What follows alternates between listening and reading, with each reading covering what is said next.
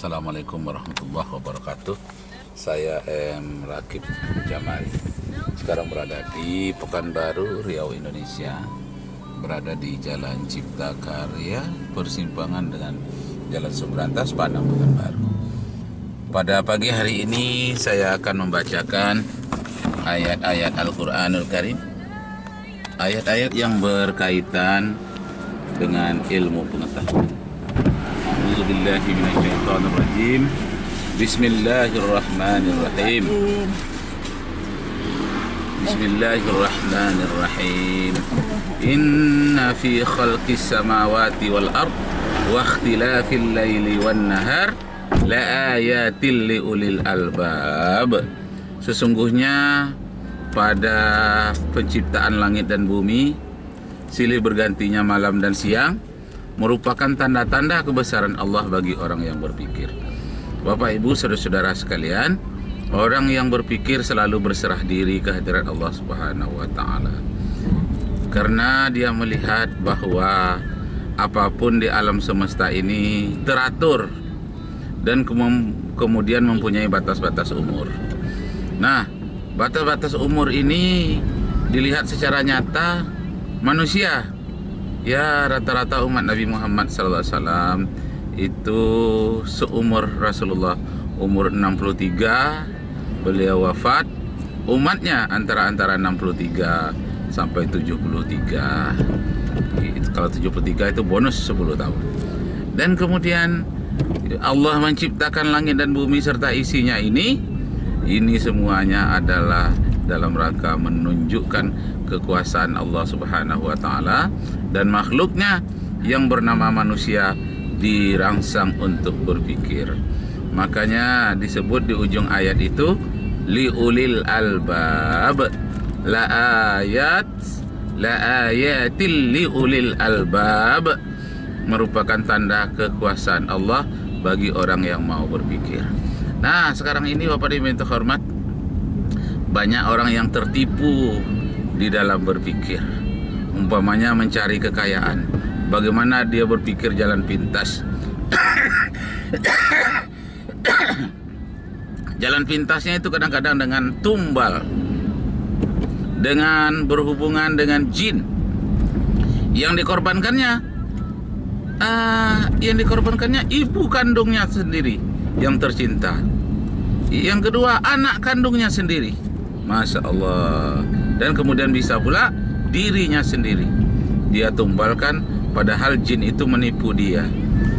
Kekayaan yang ingin dia dapatkan itu sebetulnya hanya bayangan-bayangan saja. Uang yang dapatnya bermiliar-miliar hanya dilihat di depan matanya. Dia tidak bisa menikmati banyak, kecuali hanya sedikit juga.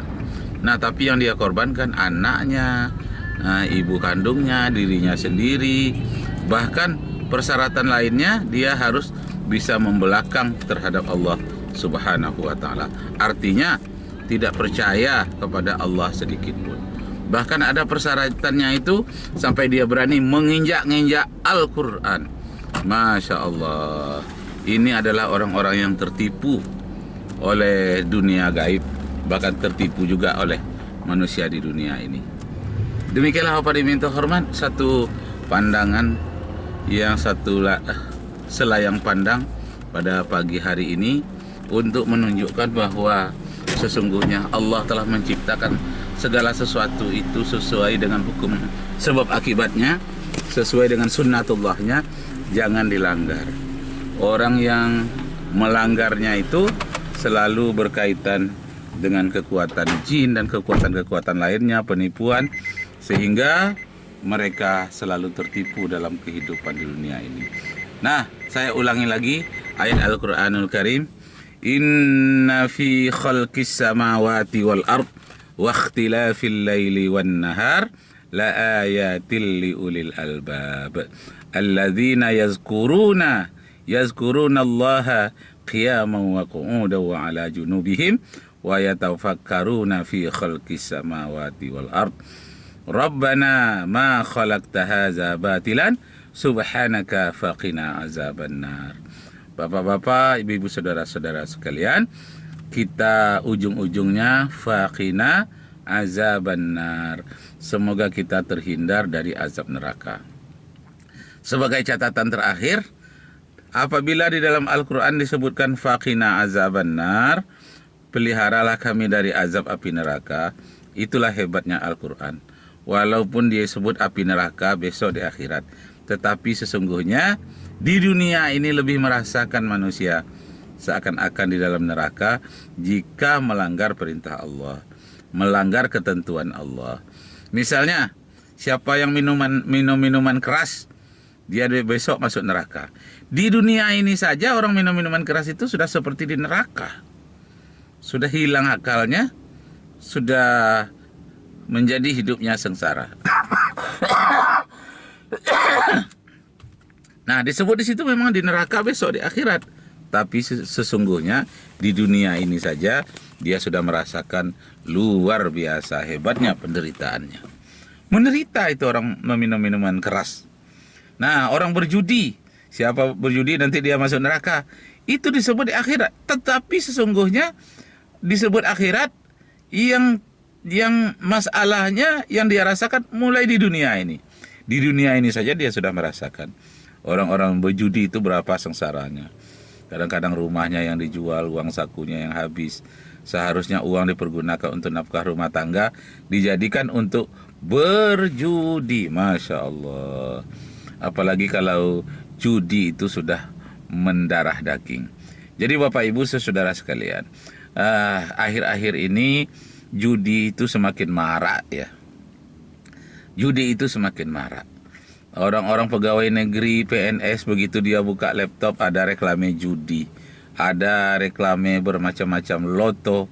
Nah, bahkan internet di laptop saya tinggalkan sebentar, ada kawan duduk langsung dia buka loto itu. Bahkan bukan hanya di dalam laptop, bahkan melalui HP saja, Android, itu orang sudah bisa berjudi. Na'udzubillahi min zalik. Tahun 2013 ketika saya naik haji ke Mekah, nah kawan saya di sebelah memanggil saya, Pak Rakib, ini ada pengumuman di sini. Pengumuman apa? Dilihat. Rupanya agen judi menawarkan hadiah yang besar. Jadi kata kawan saya ini, namanya Pak Hafriyadi, Ustadz coba bayangkan katanya, kita ini mau masuk Masjidil Haram, begitu mau melangkah, malah reklame judi yang masuk di dalam HP saya. Orang ini betul-betul tidak tahu tempatnya, betul-betul mereklamekan atau mengiklankan judi itu tidak tahu tempatnya, apakah di tempat yang halal, tempat yang haram, tempat yang suci, dia tidak mau tahu. Yang penting dia masukkan di dalam HP kita. Apakah kita sedang tidur, apakah kita sedang di WC, tetap reklame judi itu masuk. Nah, inilah tantangan. Larangan Allah Subhanahu wa taala itu kalau sudah merajalela di mana-mana, tunggu azab Allah. Di dalam Al-Qur'an dikatakan, "Walau anna ahlal qura amanu wattaqau lafatahna 'alaihim barakatim minas sama'i wal ard walakin kazzabu fa akhaznahum bima kanu yaksibun." Seandainya penduduk pada suatu negeri itu betul-betul beriman dan bertakwa kepada Allah, niscaya Allah akan limpahkan rahmat dan karunia kepada mereka. Tetapi jika mereka mendustakan ayat-ayat Allah, mereka akan mendapat balasan sesuai dengan apa yang mereka kerjakan. Demikianlah Bapak Ibu Saudara sekalian, para penonton sekalian, mudah-mudahan kita dan diri kita, keluarga kita terhindar dari perbuatan maksiat sesuai dengan firman Allah di dalam surat At-Tahrim ayat 6. Ya ayyuhalladzina amanu qu anfusakum wa ahlikum naron. Hei orang-orang yang beriman, peliharalah, jagalah, bentengilah dirimu dan keluargamu dari azab Allah. Qu anfusakum wa ahlikum naron. Peliharalah dirimu dan keluargamu dari azab api neraka. Wabillahi taufiq wal hidayah. Wassalamualaikum warahmatullahi wabarakatuh.